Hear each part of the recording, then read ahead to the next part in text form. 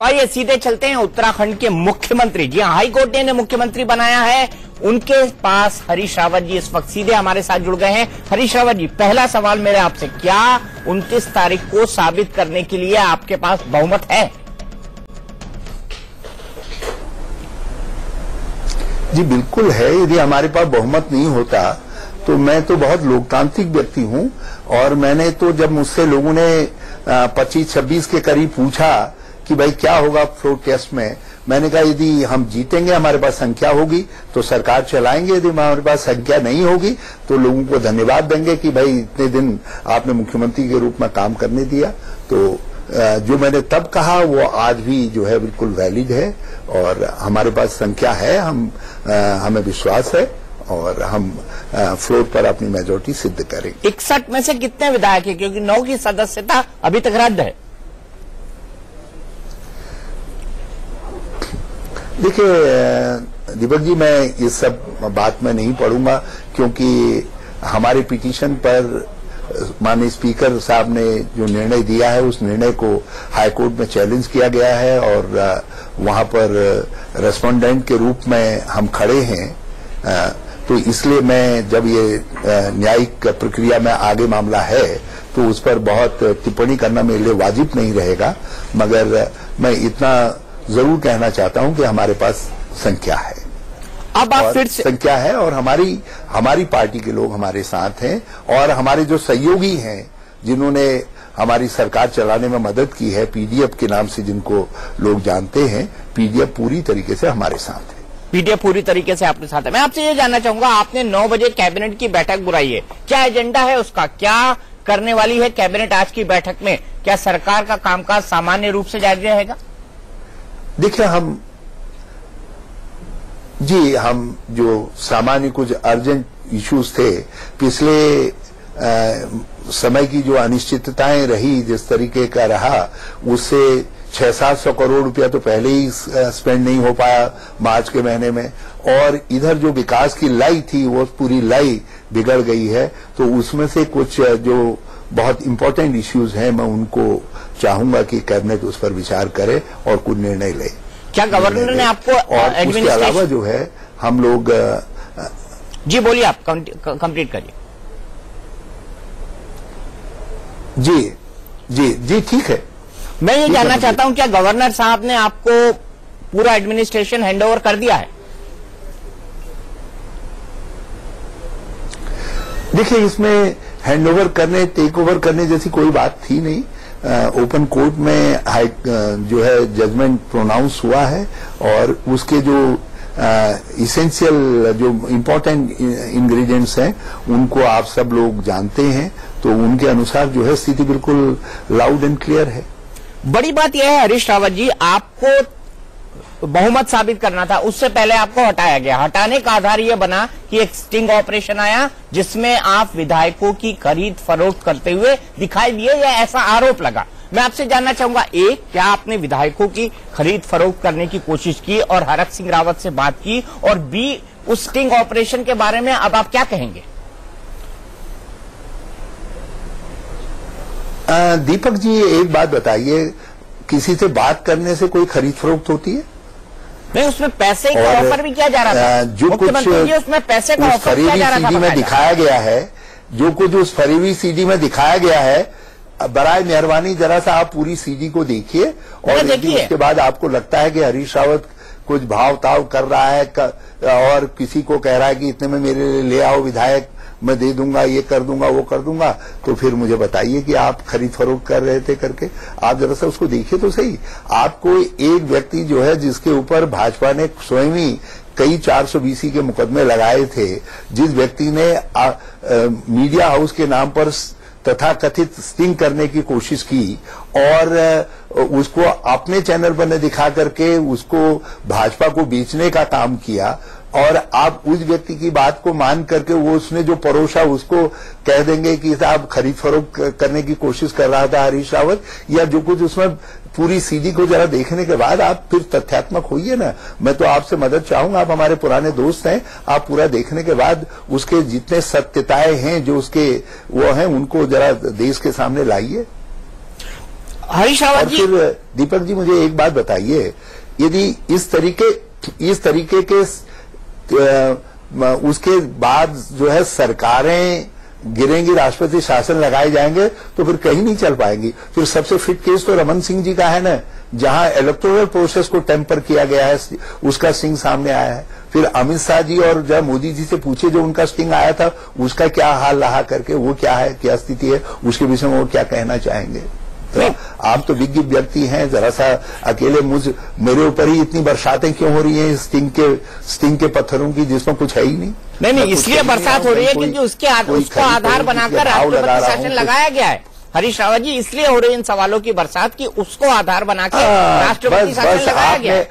आपने ठीक कहा, भाजपा को जब कोई बहाना नहीं मिला तो उन्होंने एक फरेबी स्टिंग बना करके उसको स्टिंग करके एक वातावरण बनाने की कोशिश की गई कि एक मुख्यमंत्री खरीद फरोख्त कर रहा है, किसी ने उसके तह में जाने की कोशिश ही नहीं की। इतना आश्चर्यजनक है कि एक ही दिन में स्टिंग होता भी है, आता भी है, प्रचारित भी होता है, और उसी दिन जो है उसकी टेस्ट भी हो जाता है, और उसी दिन प्रधानमंत्री आ करके जो है कैबिनेट की मीटिंग करके राष्ट्रपति शासन लगाने की संस्तुति कर देते हैं। इतनी तेजी जो है, जैसे कोई फॉरेन एग्रेशन का मुकाबला करने के लिए तैयारी हो रही हो, उस तरीके से हरीश रावत की सरकार गिराने की तैयारी होती है। और उसमें भी महाराज आप लोगों की नजर नहीं गई, आप लोगों की तो बड़ी पैनी नजर रहती है। कृपा करके इस तेजी को भी तो जरा सा देखिए ना, और उसके बाद उस पूरी सीडी को देखिए, तब आपको पता चलेगा कि क्या है हकीकत। मैं ये जानना चाहता हूं, अब आप मुख्यमंत्री बन गए हैं, आप और कई घंटे उस दरमियान भी गुजरे, लेकिन आपने उस सीडी पर कोई कार्रवाई नहीं की। वो शायद आपने इसलिए नहीं की क्योंकि आप जॉली ग्रांट एयरपोर्ट पे हकीकत में उस शख्स से मिलने गए थे जिसने वो सीडी बनाई। देखिए, एक बात बताइए दीपक जी, यदि कल आप मुझको कहीं कहेंगे कि मैं भाई साहब आपसे मिलना चाहता हूं, मैं तो कई बार उनसे मिला हूं। वो एक मीडिया हाउस का व्यक्ति है, ये तो मीडिया को देखना है कि उसके अंदर कैसे कैसे कैरेक्टर आ गए हैं, ये तो आप लोगों के लिए विचार करने का वो है। एक छोटा सा राज्य का मुख्यमंत्री क्या करेगा यदि कोई मीडिया हाउस वाला आकर के कहेगा मैं आपसे मिलना चाहता हूं, मैं मिलने से इनकार करूंगा उनसे।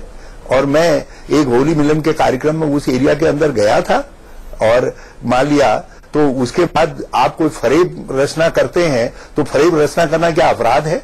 अपराध तो तब है जब मैं कोई लेन देन कर रहा हूं, कोई मैं भाव-ताव कर रहा हूं, मैं कह रहा हूं ले आइए आप, वो खुद ही बोली लगा रहा है, खुद ही कह रहा है कि इतना दे दूंगा, इतना कर दूंगा, खुद ही कह रहा है मैं पैसे का इंतजाम कर दूंगा, और आप लोग कह रहे हैं कि हरीश रावत कर रहा है भाव-ताव। आपने भी तो हाँ कहाँ कर दीजिए।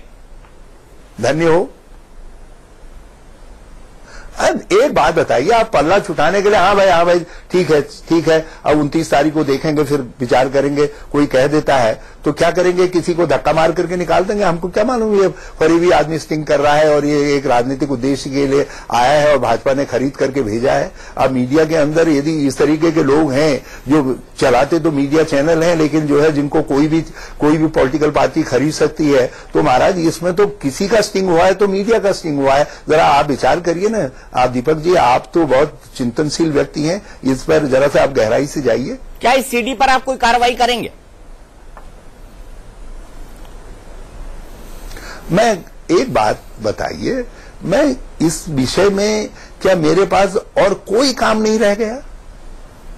और फिर मैं ऐसे व्यक्ति के खिलाफ क्या कार्रवाई करूं जिस व्यक्ति के ऊपर 1 दर्जन से ज्यादा मुकदमे जो है स्वयं भाजपा के शासनकाल में लगे, जिसमें 420 आदि के भी मुकदमे हैं, जमीनों को हड़पने आदि के मुकदमे हैं, जिनको विजय बहुगुणा जी ने अपने शासनकाल में वापस लेने का काम किया है, जिसको राज्य बदर कर दिया गया था, जिस पर इनाम घोषित किया गया है। अब धन्य हो महाराज, अब कैसे कैसे कलाकार आपके बीच में हैं। अब हमको हमारी मजबूरी है, राजनीति के अंदर सामाजिक जीवन में है, सबको नमस्कार करना पड़ता है, सभी देवताओं को प्रणाम करना पड़ता है, सभी देवताओं को प्रणाम करना पड़ता है। लेकिन आश्चर्य यह है कि आप इतनी सारी हकीकत जानते थे, फिर भी आप जॉली ग्रांट एयरपोर्ट पर उनसे अकेले में मिलने गए। ये आश्चर्यजनक नहीं है? अरे इतनी हकीकत जानने के बाद आप उसको आपके मीडिया का एक महत्वपूर्ण अंग है। जब इतनी हकीकत आप लोग भी तो जानते हैं उस हकीकत को, देहरादून का कौन सा पत्रकार है जो उनकी हकीकत को नहीं जानता है? लेकिन तब भी है ना, अब तब भी है ना, क्या करें? तो अब ये राजनीति की कुछ मजबूरियां हैं, जिसमें जो है जिनको नहीं भी चाहते हैं कभी कभी ना मेहरबा को भी मेहरबा कहना पड़ता है। लेकिन हरीश रावत जी अगर मूल में जाएं तो संकट तब से शुरू हुआ जब से 9 विधायक सदन में जब आप बजट पास करा रहे थे आपके विरोध में खड़े हो गए। वो सब कांग्रेस के विधायक थे, उसमें एक उप मुख्यमंत्री थे, एक आपकी कैबिनेट के मिनिस्टर रहे हैं। आपको नहीं लगता कि संकट का कारण हरीश रावत के खिलाफ जो असंतोष उपजा उससे खड़ा हुआ? इस मूल में तो जाना ही पड़ेगा हमको। अब दीपक जी, एक व्यक्ति 2 घंटा पहले 1.5 घंटा पहले अपने विभाग की ग्रांट्स को पेश करता है, कट मोशन का जवाब देता है और हमारे तारीफ में और हमारे द्वारा लिए गए एग्रीकल्चर, हॉर्टिकल्चर आदि में इनिशिएटिव्स के शान में कसीदे करने का काम करता है। यदि वो असंतुष्ट थे, एक विधायक जो है जो मेरी तुलना कहती है कि साहब आप हरीश रावत के साथ जो खड़ा नहीं होगा वो केदारनाथ जी के साथ खड़ा नहीं है, और क्या क्या नहीं कहते। कोऑर्डिनेशन कमेटी में हमारी तारीफ में विजय बहुगुणा जी कहते हैं कि सारे मामले दोस्ती में हम लोग बातचीत करके सुलझा लेंगे, हम और हरीश रावत जी जिम्मेदार लोग हैं, मिल करके सब चीजें हल कर लेने का काम करेंगे। देखिए, सत्यता कुछ और है, कुछ चीजें इतनी आकर्षक होती हैं, उनका आकर्षण किसी को भी डिगा देता है। अब दीपक, आज आप सत्यता का खुलासा कर दीजिए, सत्यता है क्या? क्योंकि मुझे ये बड़ा आश्चर्यजनक लगता है, जिस व्यक्ति को मैं 23 साल से जानता हूं, आप जब सेवा दल के अध्यक्ष आपको नरसिम्हा राव जी ने बनाया था, मैं तब से आपको व्यक्तिगत तौर पर जानता हूं। मैं आपसे ये जानना चाहता हूं कि इतना बड़ा राजनीतिक व्यक्ति अपने ही लोगों के बारे में पॉलिटिकल असेसमेंट करने में आखिर चूक कहां गया? पल में आखिरकार ये 9 लोग क्यों बदल गए? क्या यह असंतोष पुराना नहीं था?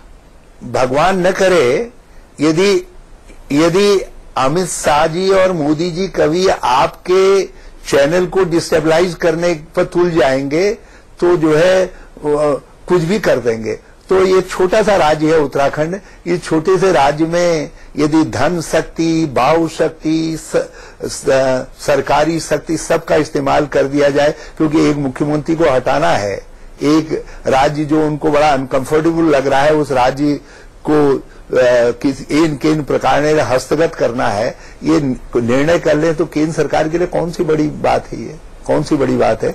ये तो धन्य हो उत्तराखंड हाईकोर्ट को, हमारी न्याय प्रणाली को, और सब चीज तरीके से डेवलपमेंट हो रहे हैं कि अब कोई और जो है गैर भाजपा शासित राज्य इस तरीके के ट्रॉमा से नहीं गुजरेगा, इस तरीके के दौर से नहीं गुजरेगा जिस दौर से मेरे राज्य को गुजरना पड़ा है या मुझे गुजरना पड़ा है।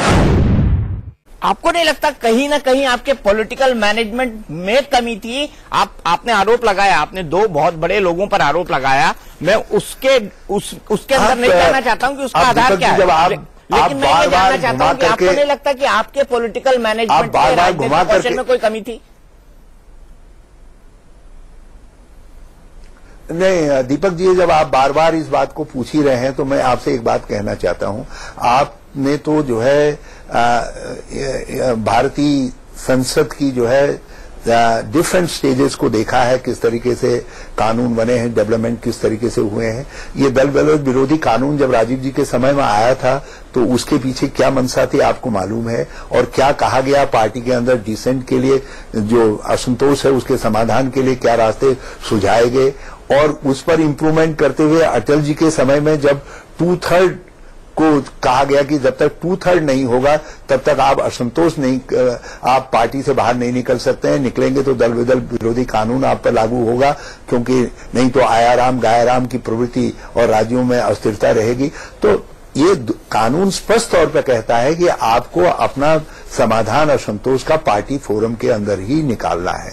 और एक पूर्व मुख्यमंत्री यदि इतना असहाय है कि वो पार्टी फोरम के अंदर अपने असंतोष का समाधान नहीं ढूंढ पा रहा है, नहीं बात कर पा रहा है, तो फिर तो ऐसे व्यक्ति की राजनीतिक कैपेबिलिटी पर शंका होती है। देखिए, हम भी असंतोष, हमारे भी कई सवाल रहे, लेकिन हमने अपने पार्टी के अंदर ही उनका समाधान ढूंढने का काम किया बार बार, और आगे भी लोग ढूंढ रहे हैं। सभी पार्टियों में इस तरीके की स्थिति है। भाजपा उत्तराखंड के अंदर अपने विधानमंडल दल के नेता का चुनाव नहीं कर पा रही है, तो इसका अर्थ यह है कि पार्टी के अंदर डिफेक्शन कर दिया जाए। आखिरी सवाल, आपने चैलेंज किया था भारतीय जनता पार्टी को कि अगर उनमें हिम्मत है तो वो विधानसभा चुनाव करवा के दिखाएं।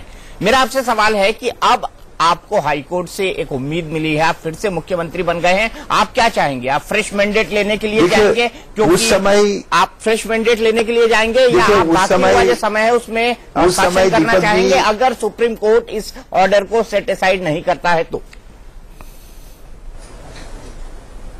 दीपक जी, जब केंद्र सरकार ने गड़ासा उठाया, हमारा सर काट ही दिया, तो हमने कहा महाराज एक चोट करके आपने सरकार तो बर्खास्त कर दी थी। आप जब हरीश रावत इतना ही खराब है, इतना ही भ्रष्ट है और जैसा आप दिखा रहे हैं सभी इसी तरीके का है, तो फिर क्यों नहीं चुनाव में आते हैं? एक और गड़ासा चलाइए, विधानसभा भंग कर दीजिए। मगर आज जब मैं मुख्यमंत्री के तौर पर काम कर रहा हूं तो मेरी दिशा विकास की तरफ है और मैं कहना चाहता हूं कि कोऑपरेटिव फेडरलिज्म की आप बात करते हैं तो ये छोटे राज्यों को, सब राज्यों को अपने तरीके से अपना काम करने दीजिए, विकास करने दीजिए। एक नई शुरुआत करिए ना, एक अच्छी शुरुआत करिए ताकि संघत्व जो है मजबूत हो सके, संघीय व्यवस्था मजबूत हो सके। यानी आप फिलहाल चुनाव में जाने के मूड में नहीं है? महाराज, हमारे मूड से क्या होता है? मोदी जी के ऊपर किसी का मूड चलता है? जब उनके बाद अमित शाह जैसे जो है मोगाम्बो खुश हुआ प्रवृत्ति के लोग हैं तो भगवान उनके ऊपर किसी का बस चल सकता है? जो उन्होंने तय कर लिया होगा वही होगा। हम कौन सी चीज है उनके सामने जो है। चलिए हरीश रावत जी, आप हमसे जुड़े, आपने हमसे बातचीत की, इसके लिए बहुत बहुत शुक्रिया।